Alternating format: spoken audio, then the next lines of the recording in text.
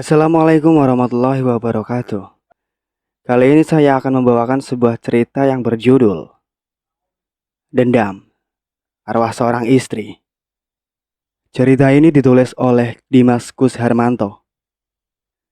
Sebelum cerita ini dimulai, jangan lupa like, komen, subscribe channel ini, dan aktifkan lonceng notifikasinya, agar kalian tidak ketinggalan cerita-cerita terbaru dari kami.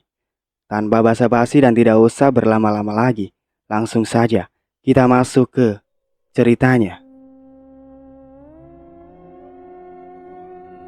Kembali satpam mencoba membuka pintu itu, tetapi tetap pintu tidak terbuka, padahal tidak terkunci. Aneh, kata Bu Roma yang berdiri di belakang satpam. Iya, baru kali ini selama saya di sini sudah 10 tahun, Bu, tutur satpam. Bu Roma manggut-manggut.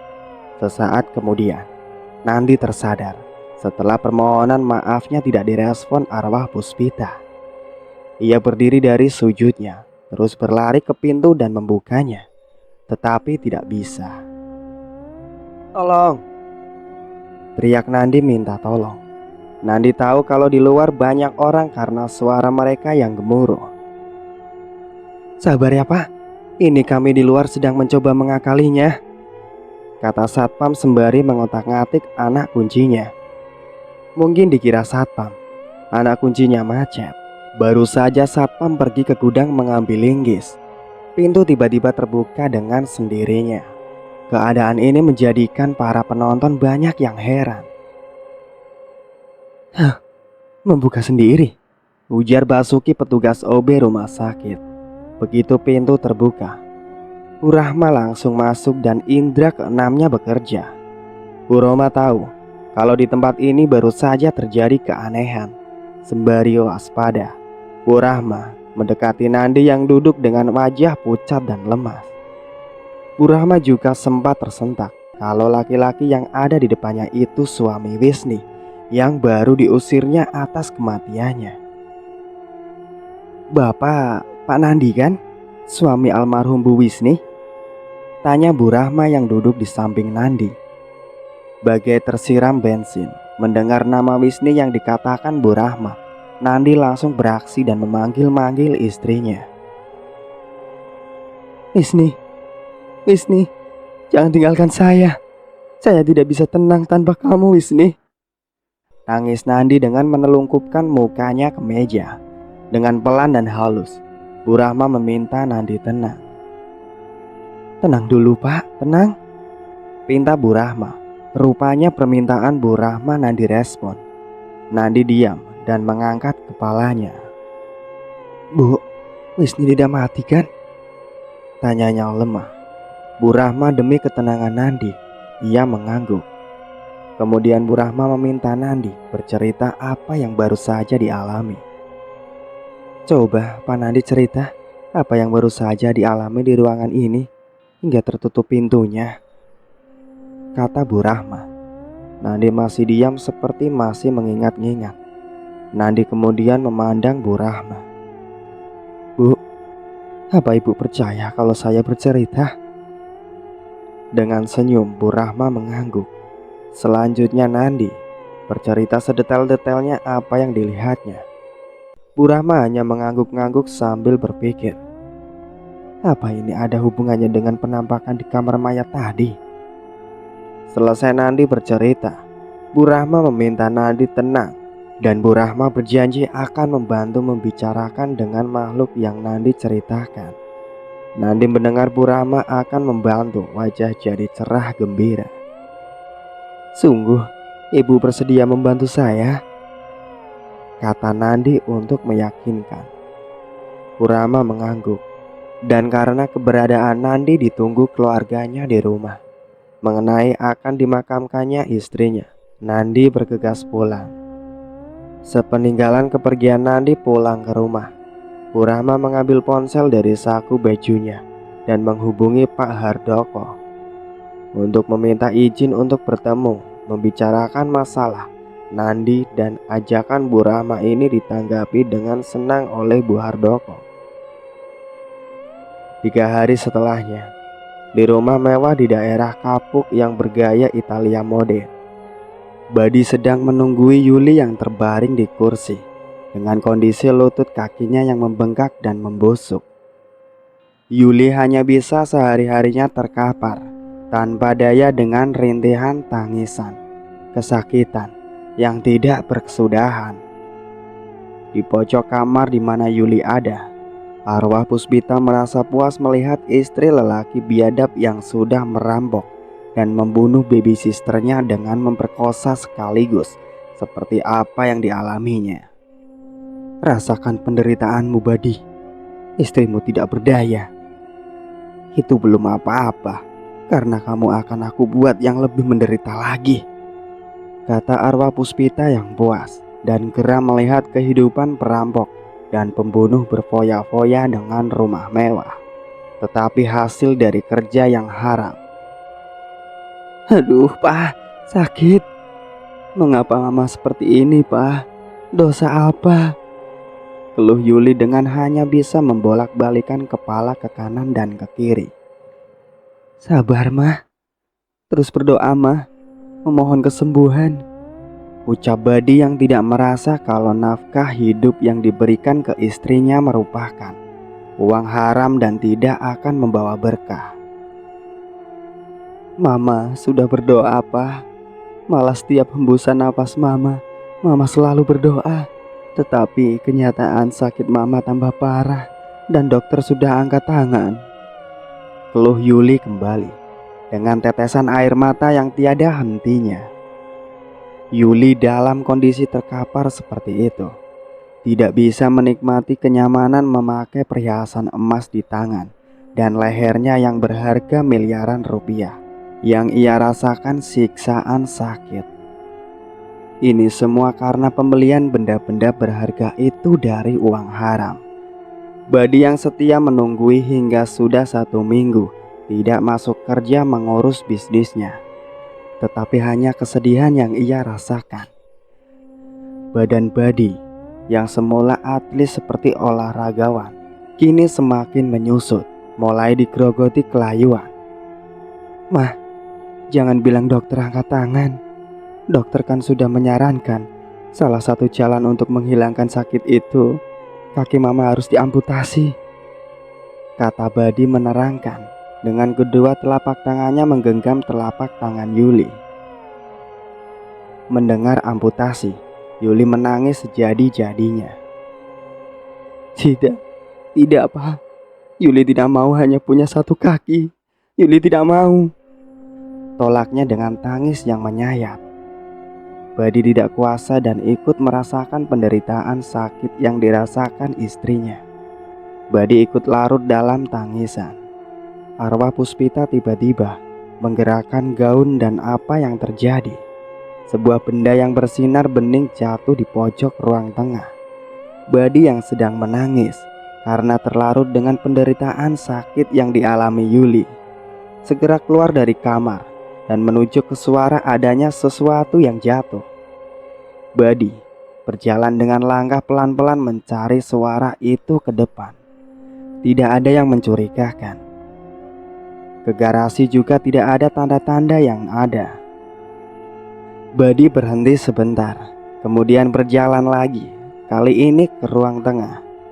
Di tengah tempat ini, mata Badi melihat sebuah benda sebesar bola kaki dan bersinar di sudut ruangan berdekatan dengan benda-benda yang berharga, di mana Badi menyimpannya. Badi menghentikan langkahnya dan mengamati dengan seksama benda bersinar yang dilihatnya itu. Sinar yang dipancarkan benda tersebut berganti-ganti sehingga menyerupai pelangi. Badi ingin mendekat tetapi ragu.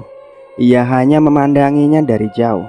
Beberapa saat kemudian, benda itu bergerak ke kanan ke kiri.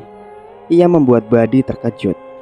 Ia mundur selangkah dengan pandangan matanya tetap ke benda misterius itu. Bergerak? Ia hidup? Kata Badi heran dan penasaran. Lama-lama setelah bergerak, benda itu seperti meleleh dan berubah wujud suatu makhluk yang mengerikan. Tubuh berwujud manusia, tetapi kepalanya berwujud kepala laba-laba. Dengan giginya yang sangat runcing, serta mata yang bundar menonjol keluar warna hitam. Dengan mulutnya yang bergerak-gerak, ini membuat Buddy ketakutan. Ia berusaha lari, tetapi mendadak semua pintu menuju akses keluar tertutup. Apa? Pintu pada tertutup? Bagaimana ini? Ada apa dengan benda itu? Kata Buddy yang berusaha membuka pintu, tetapi tidak bisa. Sementara makhluk aneh itu semakin membesar menjadi tinggi. Di tangannya tergenggam lempengan selembar 1 meter. Makhluk itu berjalan mendekati Buddy dengan suara mendesis. Makhluk itu dalam wujud telanjang, sehingga barang miliknya yang seharusnya tertutup itu terbuka dan terlihat besar dan panjang.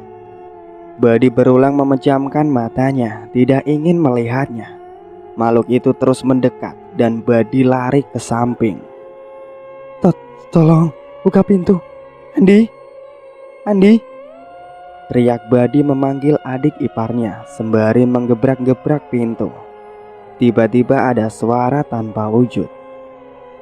Kamu mau kemana anak muda? Percuma, adik ipar dan istrimu aku tutup telinganya.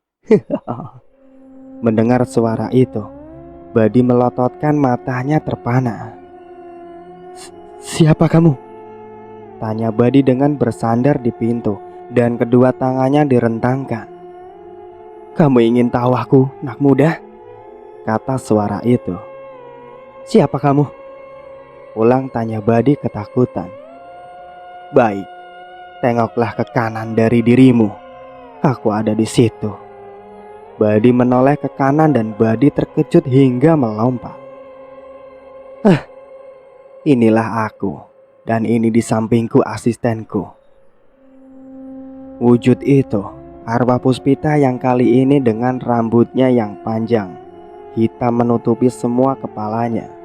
Sementara gaun yang dikenakan warna putih dengan berlumuran darah, dan di sana sini banyak yang sobek compang-camping. Hantu, tolong, Andi! Teriak Buddy dengan suara keras sekali disertai tangannya dipukul-pukulkan sehingga timbul bunyi. Hei anak muda, aku bukan hantu.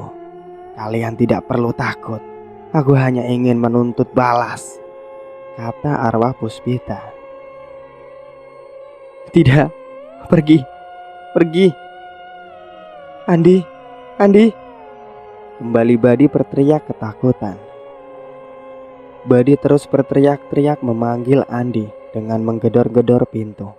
Tetapi rupanya Andi tidak mendengar teriakan kakak iparnya. Arwah Puspita semakin terkekeh melihat Buddy panggil-panggil Andi. Buddy, kalaupun kamu berteriak sekeras halilintar, iparmu itu tidak akan dengar, karena kupingnya sudah aku sumpal. Ejek arwah Puspita sambil bergoyang menari-nari. Sementara makhluk berkepala taruna itu ikut menari-nari dengan diiringi desisan. Kurang ajar, setan keparat. Rupanya Andi ada timbul keberanian memaki dan mencaci arwah Puspita. Tentu ini menjadikan arwah Puspita merasa direndahkan. Arwah Puspita geram. Mulutnya menyeringai dengan pertontonkan giginya yang berlumuran darah, serta lidah menjulur-julur bercabang banyak sekali, mirip dengan gurita. Melihat sosok arwah Puspita yang mendadak menyeramkan, nyali Buddy menciut. Jangan sembarangan bicara, hai anak muda. Justru kamu itu yang keparat. Arwah Puspita marah, yang dari mulutnya menyembur kilatan api yang membuat hangus telapak meja yang ada dekat wastafel. Kilatan api? Jadi siapa sebenarnya makhluk ini? Tanya Buddy dalam hatinya. Lagi-lagi arwah Puspita mengetahui apa yang Buddy katakan. Kamu belum tahu siapa aku ternyata. Apa kamu ingin tahu aku? Tantang arwah Puspita. Siapa kamu? Setan dari mana kamu? Balas Buddy yang nyalinya timbul lagi. Aku adalah wanita korban perampokan yang kamu lakukan. Dan kamu pula lah yang membunuh baby sisterku disertai perkosaan. Hai anak muda. Tawa arwah Puspita meringik serta melengking dan membuat yang mendengar di malam-malam seperti ini mesti merinding. Bohong, aku tidak mengenal kamu dan tidak tahu rumah kamu. Mana bisa aku dikatakan perampok? Arwah Puspita tertawa kembali, kali ini dengan lebih melengking. Keparat kau anak muda, sudah ketangkap basah masih ngelak. Arwah Puspita sembari menangkupkan kedua telapak tangannya yang ditumbuhi kuku-kuku panjang nan runcing yang bisa merobek dan mengoyak isi perut. Dengan kode tepuk tangan itu, muncul beberapa makhluk berkepala laba-laba. Jadi ada 6, yang semua dalam kondisi telanjang yang tubuhnya dipenuhi bulu-bulu hitam. Badi hanya melotot, tidak kuasa bicara. Ia tidak tahu apa yang akan dilakukan mereka. Keenam makhluk laba-laba itu kemudian mempertontonkan sebuah semacam video keadaan saat Badi dan Rustam merampok, membunuh, dan memperkosa Lastri di lantai lorong yang akan ke kamar Puspita di satu lempengan baja. Badi amat terkejut melihat adegan-adegan yang terjadi sudah 3 tahun yang lalu. Apa itu? Itu kan kejadian 3 tahun yang lalu. Tetapi bagaimana makhluk itu punya dokumentasinya? Ajaib betul. Heran Badi. Di saat video itu diperlihatkan ke Badi, ternyata arwah Puspita dan makhluk laba-laba telah menghilang. Ini membuat Badi mencari-cari, memutar mata sekeliling ruangan yang tertutup pintunya. Badi berkali-kali memejamkan matanya saat melihat foto yang ada di hadapannya. Bagaimana ia membekap Lastri sampai Lastri berontak tetapi sia-sia. Lastri kehabisan nafas, lemas, kemudian meninggal. Dalam shock yang sudah menjadi mayat, masih bisa membangkitkan nafsu birahi Badi yang di saat itu masih bujangan. Dengan hanya menarik gaun tidur Lastri ke atas dan memelorotkan celana dalamnya, Badi leluasa memuntahkan cairan nafsunya hingga terpuaskan. Badi seperti menyesal melihat adegan dalam gambar yang diperlihatkan arwah Puspita. Ia pun segera berteriak memanggil arwah Puspita. Tetapi Badi belum tahu bahwa penampakan itu bernama Puspita, sehingga Badi memanggil nama seenaknya, yaitu dengan kuntilanak. Hei kuntilanak, di mana kalian? Teriak Badi dengan tubuhnya memutar-mutar ke segala arah. Yang dicari tidak ada. Badi terus berteriak memanggil kuntilanak. Saat Badi kebingungan harus kemana lagi dapat menemui penampakan itu, tiba-tiba muncul suara di belakangnya. Bagaimana anak muda? Masih akan mengelak lagi? Dan gambar ini, apabila kalian tidak menyerahkan diri ke polisi, akan aku bawa ke sana agar kalian dapat dipenjara seumur hidup. Ancam arwah Puspita. Mendengar ancaman arwah Puspita, Badi terus memohon ampun dan merengek agar gambar itu jangan sampai ke polisi. Mohon kuntilanak, aku mohon jangan dibawa ke polisi gambar itu. Saya tidak mau dipenjara, tidak mau. Keluh Badi memelas ke arwah Puspita. Hei, panggil aku Puspita. Aku bukan golongan rendah seperti kuntilanak tahu.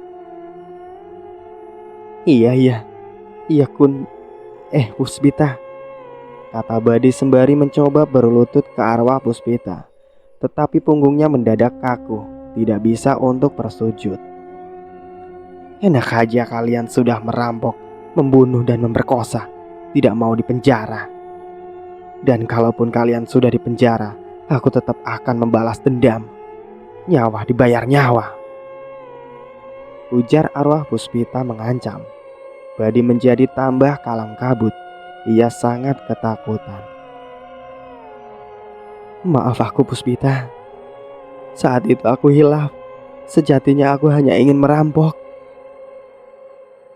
Tetap aku akan tuntut balas. Istrimu akan aku buat menderita dengan kakinya itu. Badi tersentak. Dalam benaknya berkata, jadi Yuli sakit lututnya itu ulah Puspita. Berarti Puspita tidak main-main. Puspita, tolong Puspita, urungkan semua tuntutan balasmu dan pulihkan kembali sakit istriku. Aku sangat sayang sekali dengan Yuli, pinta Badi. Waktu semakin malam, dan dari kejauhan kembali terdengar suara lolongan anjing hutan. Anak muda, siap-siap saja menerima balasanku. Kalian akan aku buat menderita, kata arwah Puspita. Usai berkata seperti itu, tiba-tiba lampu padam dan ada sinar cahaya masuk dari pintu. Ini menandakan ada lubang. Dan Badi, matanya langsung diarahkan masuknya sinar. Hati Badi senang karena pintu bisa terbuka. Badi cepat-cepat keluar. Begitu Badi ada di luar, lampu yang semula padam jadi menyala. Loh, nyala? Kata Badi sesudah berada di luar. Penampakan arwah Puspita dan makhluk tarantula sudah tidak ada. Badi langsung ingat Yuli yang sedang terbaring sakit. Yuli istriku, kata Badi yang terus menghampiri Yuli. Sesampai di kamar Yuli, ternyata Yuli sedang tidur pulas. Tumben, Yuli bisa tidur pulas begitu. Biasanya selalu merintih kesakitan. Tutur Badi dalam batin sembari berdiri di sebelah Yuli. Badi tidak mengetahui kalau arwah Puspita ada di situ. Baru dikatakan Yuli tertidur pulas. Kini bangun. Ia menoleh ke kiri. Dilihatnya suaminya ada di sampingnya. "Pak," panggil Yuli dengan suara lemah serta terlihat tidak bersemangat. Di lututnya, bengkaknya semakin membesar dan busuk. "Iya sayang, ada apa?" "Tadi Papa lihat kamu tidur pulas sekali," kata Badi dengan mendekat lebih dekat ke Yuli. "Tadi Mama bermimpi, Pak." "Oh, mimpi bagaimana? Mimpi indah pastinya ya." Yuli menggeleng. "Jadi mimpi apa, Mah?" tanya Badi ingin tahu. "Mimpi kalau Mama bertemu dengan teman Mama yang sudah meninggal 5 tahun yang lalu, mengajak Mama ikut dengannya," jelas Yuli tentang mimpinya. "Itu aku, Yul, yang sudah dirampok barang-barangku oleh suamimu, dan kini aku akan menuntut balas," ujar Yuli yang tidak bisa didengar Yuli maupun Badi. "Yah, Mama, jangan percaya dengan mimpi. Mimpi itu bunganya orang tidur," kata Badi. "Tetapi ini Mama benar-benar mimpi, Pak." Sudah, tidak usah berbicara masalah itu. Bikin stres saja. Kita bicara yang lain saja, ajak Badi. Yuli diam. Pandangannya ke langit-langit kamarnya arwah Puspita. Masih melayang-layang dalam kamar itu. Badi ingat dan terngiang-ngiang ucapan arwah Puspita kalau sakit yang diderita Yuli adalah atas ulahnya. Tanpa sadar, Badi tersujud sambil meminta maaf ke arwah Puspita. Ocehan Badi begitu didengar Yuli. "Pak, siapa itu Puspita? Jadi begini kelakuan Papa? Istri sedang sakit, Papa malah bermain perempuan," kata Yuli marah. Anu Yul, maksud Papa Puspita itu yang jual kios minuman dan cemilan." Bohong Badi. Yuli memperhatikan Badi. Ia terlihat tidak percaya apa yang dikatakan suaminya. "Mama tidak percaya, Pak." Di pojok sebelah kiri, arwah Puspita turun dan menampakkan wujudnya. Namun kali ini arwah Puspita agak berbeda dalam penampilan wujudnya.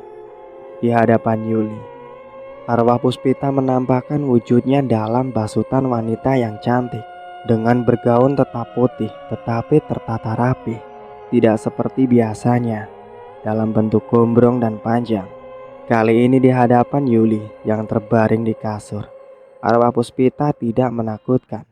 Dandanan rambutnya pun rapih dengan semua diikat dan dikesampingkan disandarkan di pundak sebelah kiri.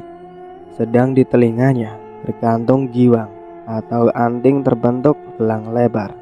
Bibirnya dipoles dengan lipstik warna pink dan dengan bulu mata yang lebih lentik dan hitam. Gigi-giginya pun biasa bertaring. Kali ini tidak. Yuli terkejut saat matanya melihat ada kepulan asap putih di depannya, dan lambat laun berubah menjadi wanita cantik. Rupanya, arwah Puspita sepertinya tidak ingin melihat Yuli yang tidak tahu menahu apa-apa background suaminya dulu. Sehingga dengan kemampuannya, ia hisap bengkak yang diderita Yuli, dan dalam hitungan detik, kaki Yuli sudah normal kembali. Siapa kamu? Tanya Yuli dengan anggota badannya sedikit diangkat penasaran. Arwah Puspita tersenyum manis, mirip dengan bintang sinetron Sandra Dewi. Aku Puspita, Yul. Jawab arwah Puspita dengan suaranya yang dibuat serak-serak basah. Mendengar jawaban arwah Puspita, Yuli melebarkan bola matanya. Puspita, kata Yuli dalam hati. Teriang saat suaminya menyebut nama Puspita. Arwah Puspita kemudian duduk di kursi di sisi Yuli. Kenapa kamu diam, Yuli? Atau terkejut mendengar aku menyebut nama Puspita? Tanya arwah Puspita. Yuli masih penasaran dengan kehadiran arwah Puspita. Maaf mbak, saya agak bingung juga. Mbak kok tiba-tiba muncul di dalam kamar saya? Arwah Puspita tersenyum dengan memperlihatkan susunan giginya yang rapi dan putih. Itu soal mudah bagi saya, Yul. Dan kau pun sampai tidak merasakan kalau kakimu sudah sembuh, kata arwah Puspita. Yuli kemudian melihat kakinya dan betapa ternganganya Yuli mengetahui kakinya yang beberapa jam lalu masih bengkak dan sakit, kini sudah normal seperti semula. Kakiku sembuh, kata Yuli dengan penuh kebahagiaan. Dan dengan gerak refleksnya, ia berusaha memeluk arwah Puspita karena kebahagiaannya.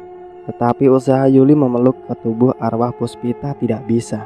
Yang menurut perasaan Yuli sedang memeluk Puspita, ternyata yang dipeluk itu guling yang ada di sebelahnya. Kok aku memeluk guling? Tadi aku memeluk tubuh mbak, kata Yuli bingung dengan matanya bolak-balik melihat guling dan tubuh Puspita. Melihat Yuli kebingungan, arwah Puspita hanya tersenyum.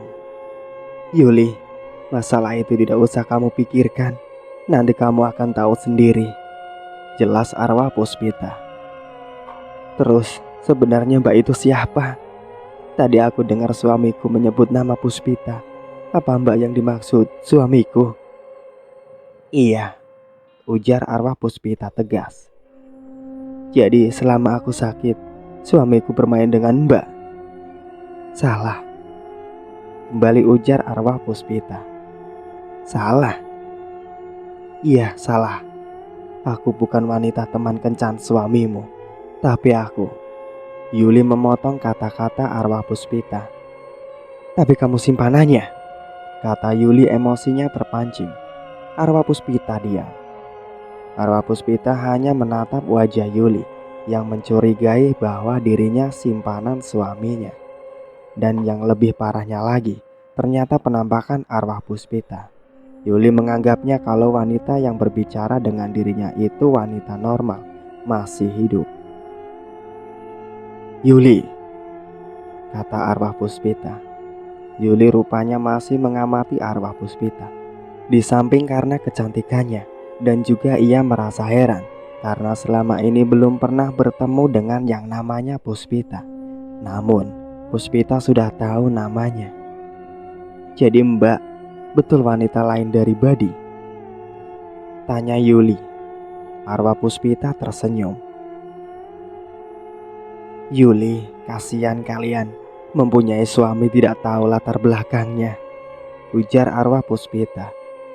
Maksud mbak? Aku Puspita, bukanlah wanita simpanan atau kekasih gelap suami kamu, ucap arwah Puspita sedikit serius. Lalu, apa kalau begitu? Karena suamiku berkali-kali menyebut nama Puspita. Aku adalah wanita korban perampokan yang suami kalian lakukan bersama dua temannya, Nandi dan Rustam, dan suami kamu, Badi, telah membunuh baby sisterku dan memperkosanya. Yuli mendengar ucapan arwah Puspita, terperanjat dan setengah akan berlari, tetapi dengan kemampuan arwah Puspita, Yuli tidak bisa berlari. Jadi suamiku pembunuh dan perampok? Tanya Yuli masih ragu. Iya, jawab arwah Puspita. Dan mbak, arwah Puspita memotong ucapan Yuli. Aku sudah mati karena dibunuh Nandi, dan kini aku akan membalas dendam. Mendengar kalau wanita yang berbicara dengan dirinya itu sudah mati, Yuli terhentak dan kaget bukan kepalang. Kamu, kalau begitu sudah mati? Kata Yuli cari kepastian. Iya, dan kamu lepas semua perhiasan emas yang ada pada tubuhmu. Itu adalah barang-barang milikku, jelas arwah Puspita. Yuli kemudian melihat gelang, kalung, dan cincin yang ia kenakan. Hampir-hampir tidak menyangka kalau barang-barang yang ia kenakan hasil rampokan yang dilakukan Badi. Tapi suamiku bilang kalau perhiasan ini hasil kerja kerasnya. Yuli masih belum yakin. Ya, hasil kerja keras merampok, dan itu pekerjaan yang haram. Tapi aku belum yakin itu kalau barang-barang ini hasil rampokan, kata Yuli. Perkataan Yuli itu menjadikan arwah Puspita berubah wujud aslinya. Saat Puspita tiba-tiba hilang dari pandangan Yuli, Yuli kebingungan. Kepalanya menoleh ke semua arah mencari Puspita. Tidak beberapa lama kemudian, ada asap yang berputar bergulung di kamar Yuli. Dan lambat laun berubah menjadi makhluk wanita, berambut panjang, muka putih, mata merah, dan gigi bertaring. Sesekali ada cairan merah keluar dari dalam mulutnya. Penampakan ini menjadikan Yuli ketakutan dan beringsut dari duduknya mendekati pintu keluar. Tetapi dengan cepat, arwah Puspita menunjuk ke kaki Yuli. Tiba-tiba kaki Yuli jadi lemas. Siapa kamu? Dan kakiku, aduh lemas sekali, kata Yuli yang langsung roboh ke lantai dan duduk apa adanya. Arwah Puspita tertawa dengan terbang melayang-melayang di dalam kamar Yuli. Setan, wah, papa, teriak Yuli sembari berusaha mengengsot mendekati pintu. Belum juga sampai ke pintu, Yuli melihat 3 makhluk kerdil dengan wujud kepalanya yang besar sedang badannya kecil. Mereka berjumlah 3. Tangan mereka panjang hingga menyentuh lantai, serta mempunyai 2 mata yang tidak berkedip. Namun pupil matanya selalu berputar. 3 makhluk kerdil tersebut kemudian membentangkan kain putih dengan ukuran 1 kali 2 meter. Seperti yang terjadi pada Badi dan Nandi, Yuli diminta untuk menyaksikan gambar yang ada dalam kain putih itu. Tanpa banyak ngomong, ketika makhluk kerdil itu mendekati Yuli, Yuli ketakutan. Ia bergetar mundur. Makhluk kerdil itu terus mendekat, dan kemudian dengan bahasa isyarat meminta agar Yuli perhatikan gambar yang muncul di kain yang dibentangkan dan juga memperhatikan dirinya. Yuli semula tidak beraksi saat melihat gambar bergerak yang ada dalam kain itu. Yuli beraksi saat melihat adegan berikutnya, di mana Badi ikut-ikutan mencicipi tubuh Lastri. Dengan rakusnya Badi memperkosa mayat. Di samping adegan pembunuhan dan pemerkosaan, Yuli juga melihat bagaimana Badi dan Rustam mengambil kemudian memasukkan dalam kantung plastik hitam barang-barang emas kepunyaan Puspita. Jadi papa itu perampok? Tidak, aku tidak mau mati konyol dalam tirai besi penjara, kata Yuli pelan dengan dirinya sendiri. Tanpa diketahui Yuli, mendadak arwah Puspita datang kembali sembari tertawa meringkik. Bagaimana Yul? Kamu tidak akan mengelak lagi kalau suamimu itu pembunuh sekaligus pemberkosa. Kini aku akan menuntut balas, ujar arwah Puspita mengancam. Yuli sembari berusaha berdiri, menjauh dari arwah Puspita. Aku tidak ikut, kata Yuli ketakutan. Arwah Puspita tidak ingin membuat Yuli ketakutan. Kemudian ia normalkan lagi, sehingga Yuli bisa berjalan. Kalau kamu tidak mau ikut-ikutan menanggung beban akibat ulah suamimu, maka lepaskan semua perhiasan yang ada pada tubuhmu. Itu barang-barangku, terang arwah Puspita. Iya, dan aku tidak ingin memakai barang-barang yang didapat dengan perbuatan merampok, kata Yuli, melepaskan gelang, anting, dan yang lain yang ada pada tubuhnya. Bagus itu. Aku akan tetap tuntut balas atas perilaku Nandi, Badi, dan terakhir Rustam, kata arwah Puspita. Yuli pandangan matanya sampai tidak sempat berkedip menatap wajah arwah Puspita yang terlihat sangar dan galak. Puspita, maafkan suamiku, pinta Yuli ke arwah Puspita. Arwah Puspita tertawa mendengar permintaan Yuli.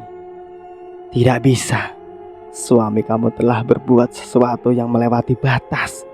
Aku akan membuat mereka menderita,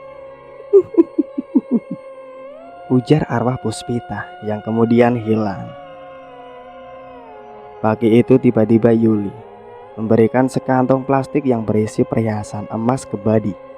Badi bingung saat Yuli tiba-tiba memberikan sebuah kantong berisi emas milik Puspita di depan Badi yang sedang duduk. Pa, tidak menyangka ya kalau papa itu seorang perampok. Dan rumah ini semua isinya papa beli dengan uang hasil perampok, kata Yuli sembari mengembalikan semua barang-barang emas yang dibungkus di sebuah kantong plastik. Ulah Yuli yang tidak biasanya ini membuat Badi terbengong-bengong. Pada saat Yuli meletakkan bungkisan kantong yang berisi barang-barang berharga di meja dekat Badi duduk, kemudian meninggalkan begitu saja, Badi dengan cepat meraih tangan Yuli dan menahannya. Lepaskan, seru Yuli sembari berusaha menarik dan melepas dari genggaman Badi. Maksud kamu ini apa? Tanya Badi dengan muka didekatkan ke muka Yuli. Aku tidak mau mati konyol hanya gara-gara perhiasan ini, kata Yuli yang terus berusaha melepaskan dari genggaman Badi. Mati konyol? Apa itu? Ini barang-barang papa dapat dengan usaha payah tahu. Iya, dengan susah payah merampoknya kan? Mama, jangan sembarangan bicara ya, peringatkan Badi. Yuli tersenyum sinis. Mama tidak bicara sembarangan, tetapi kenyataan, kata Yuli tenang. Kenyataan apa? Merampok. Mendapat tuduhan merampok dari istrinya, Badi hilang kesabarannya. Tangan Badi memegang mulut Yuli dan kemudian memelintirnya, tetapi belum sempat meraih mulut Yuli. Tangan Badi seperti tertahan sehingga tidak sempat memegang mulut Yuli. Apa? Papa mau menampar mama? Tampar, ayo tampar, ujar Yuli menantang dengan muka marah dan nafas yang memburu. Sedang Badi merasa ada yang aneh. Ia hanya berkata dalam batinnya, jangan-jangan istriku ini punya ilmu. Lepaskan, seru Yuli lagi, sembari menarik tangannya kuat-kuat dari tangan Badi, dan berhasil.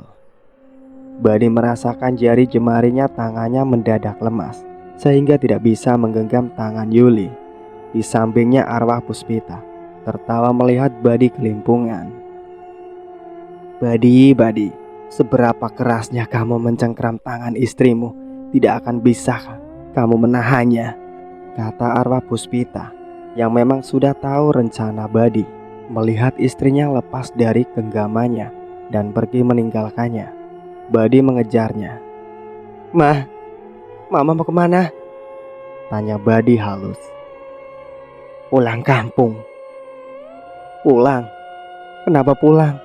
Ini juga rumah mama, kata Badi, mengingatkan dengan berdiri di depan Yuli, sehingga menghalangi Yuli melangkah. Betul, ini rumah Yuli juga. Tetapi dulu. Loh, apa bedanya dulu dan sekarang, Mah? Pak, sekali lagi Mama katakan ya, Mama tidak mau mendapatkan harta, tetapi didapat dengan jalan yang haram. Jelas Yuli dengan arwah Puspita ada di sisinya. Siapa yang bilang haram? Puspita, yang sudah membuat mata Mama dan juga yang sudah menjadikan sakit lutut Mama sembuh tanpa diamputasi. Mendengar Yuli menyebut nama Puspita, Badi terkejut. Istriku tahu Puspita kenapa dia bertemu si setan itu? Tanya Badi dalam hati. Semalam, kata Yuli menjawab ucapan Badi. Badi kaget karena Yuli bisa menjawab ucapannya, padahal ucapannya itu masih dalam hati. Mah, ini Mama kan? Bukan hantu si Puspita. Iya, ini Mama. Kenapa? Heran karena Mama bisa tahu ucapan Papa yang masih di dalam hati. Mama, Papa tidak menyangka Mama yang dulu lembut, tetapi sekarang pandai menjawab. Dan apa? Sudah. Mama tidak ingin berlarut-larut dalam persoalan ini. Izinkan Mama pulang dulu ke kampung dan akan kembali kalau Papa sudah mendapatkan pekerjaan dan harta yang didapat dengan jalan yang halal. Berkata begitu, Yuli langsung menuju ke kamarnya dan ternyata semua sudah siap untuk dibawa pulang. Siapa yang menyiapkan semua ini? Padahal aku tadi di luar kamar. Semua masih berantakan, kata Yuli heran. Karena semua rencana Yuli bawa pulang sudah tertata rapi, dan semua barang termasuk baju yang tertata itu, tanpa ada satu barang pun pemberian dari Badi. Mama, jangan pergi. Papa tidak bisa hidup tanpa Mama, rengek Badi memohon. Tidak bisa. Mama harus pergi karena Mama tidak ingin mati konyol dalam penjara. Mati konyol gimana? Kata Badi masih belum paham. Arwah Puspita tanpa diketahui suami istri itu tertawa terkekeh. Mama tidak ingin terlibat masalah Papa di masa lalu yang ternyata berjalan di jalan yang salah. Mama lebih baik hidup dalam kemiskinan, tetapi mendapatkannya dengan jalan yang halal. Jelas Yuli sambil mengumpulkan semua barang yang akan dibawa pulang ke orang tuanya di kampung.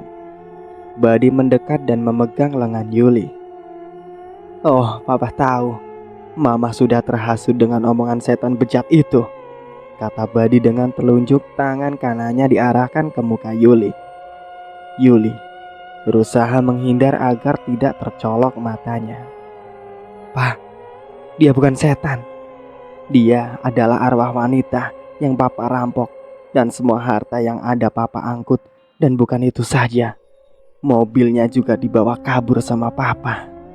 Tetapi itu saja Papa belum puas. Masih sempat-sempatnya membunuh Lastri, bibi sisternya Puspita. Terang Yuli secara gamblang, dan itu menjadikan Badi terheran-heran apa yang diucapkan istrinya itu benar. Istriku kok bisa tahu semuanya dan pas seperti apa yang aku lakukan bersama Rustam dan Nandi. Berarti Puspita tidak main-main. Ini tidak bisa didiamkan. Aku bisa masuk penjara, kata Badi di batinnya. Kenapa diem, Pak? Tanya Yuli. Mama salah. Itu semua karangan si setan bejat. Puspita itu siapa? Papa tidak tahu. ujar Badi berusaha berbohong. Yuli tertawa melihat kebohongan suaminya. Papa bilang, Papa tidak kenal Puspita. Yang betul. Tetapi Papa merampas harta bendanya serta nyawanya. Walau itu bukan Papa yang melakukan, tetapi sama saja satu komplotan dengan Nandi dan Rustam. Merampok? Apa yang dirampok? Kenal dan tahu saja tidak dengan yang mengaku-ngaku nama Puspita. Sombong Badi. Yuli tiba-tiba mencium bau amis yang menyengat. Ia menoleh ke segala sudut ruangan, dan tidak jauh dari Badi berdiri muncul cairan merah seperti darah. Cairan itu semakin lama semakin banyak. Anehnya cairan itu tidak mengalir kemana-mana, tetapi tetap di tempat, yaitu dekat Badi. Cairan apa itu? Tanya Yuli, merasa ganjil sambil menutup lubang hidungnya untuk mengurangi bau amis yang dikeluarkan cairan itu. Badi yang berdekatan dengan keberadaan cairan misterius itu hanya menatapnya. Wah, jangan-jangan si setan itu akan datang lagi dan membongkar semua masalah, tutur Badi pelan. Betul, dan beberapa saat kemudian cairan merah berdarah tersebut berubah menjadi beberapa makhluk seperti setengah monyet dan setengah manusia. Badannya mereka bertubuh mini-mini. Makhluk itu kemudian bergerombol membentuk barisan yang kemudian tanpa diketahui dari mana asalnya. Di belakang makhluk-makhluk setengah monyet setengah manusia terbentang kain putih berukuran besar, dan dengan terang pencahayaannya terlihat gambar bagaimana Badi dan Rustam membunuh dan memperkosa Lastri dengan begitu bernafsunya. Badi tidak menyangka kalau gambar yang pernah dilihatnya itu mempertontonkan ke istrinya Yuli. Pah, apa yang Papa lihat bukankah itu Papa? Cuman bedanya itu terlihat muda dan sekarang sudah terlihat berumur, tanya Yuli ke Badi. Badi menoleh ke Yuli. Mama jangan percaya gambar itu. Itu hanya akal-akalan saja oleh Puspita, elak Badi sambil menuding ke arah depan. Yuli tertawa sinis. Kalau begitu, di gambar itu Rustam juga akal-akalan Puspita. Itu Rustam, Pak. Yuli tahu persis, dan itu Papa. Badi tetap pada pendiriannya, tidak mengakui gambar tersebut. Rupanya arwah Puspita tahu yang dengan bukti ini. Badi tidak berkutik. Di tubuh Badi di bawah pusernya ada noda hitam, dan ini yang tahu hanya Badi dan istrinya. Arwah Puspita kemudian mempertontonkan Badi dalam keadaan telanjang, dan menampaklah noda itu. Yuli terengah melihat Badi dalam kondisi telanjang yang menyebabkan noda hitam bahwa dari lahir terlihat. Pah, lihat. Itu ada noda hitam di perut Papa. Itu bukti yang Papa tidak bisa mengelak lagi, ujar Yuli yang menoleh ke Badi. Badi rupanya kebingungan akan mengelak apa lagi. Hatinya donggol, panas, ingin merasanya menonjok Puspita. Sayangnya arwah Puspita tidak menampakkan wujudnya, tetapi ia ada di antara suami istri tersebut. Mata Badi melihat ada barbel bergerak di lantai. Ia mengut barbel itu, dan dengan sekuat tenaganya ia melempar kain putih yang terbentang di belakang makhluk-makhluk berwujud aneh. Namun apa yang terjadi? Barbel itu setelah Badi lemparkan bukan mengenai sasaran, tetapi berbalik mengenai kepala Badi, dan Badi terjungkal. Keningnya luka dan berdarah mengucur. Yuli terkejut akan perbuatan suaminya itu yang akhirnya dirinya sendiri yang rugi.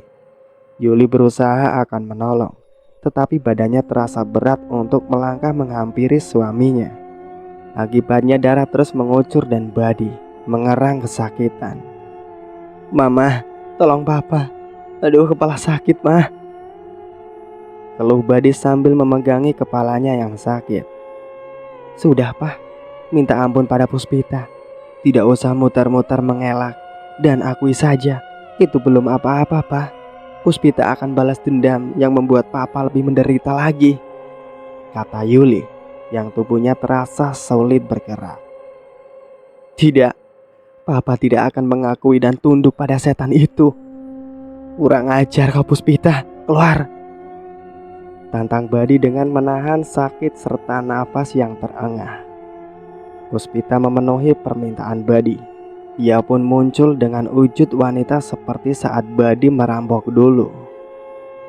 Ia mengenakan pakaian tidur, dan Dinda ada di sisinya menangis meraung-raung. Sementara Badi dan Rustam yang juga mengenakan busana seperti saat itu sedang mengobrak-ngabrik isi lemari Puspita dan menjarah semua isinya, terutama barang berharga seperti emas, buku deposito, brankas kecil yang berisi uang tunai miliaran rupiah, belum uang asingnya, dan tidak luput pula beberapa surat penting, termasuk sertifikat rumah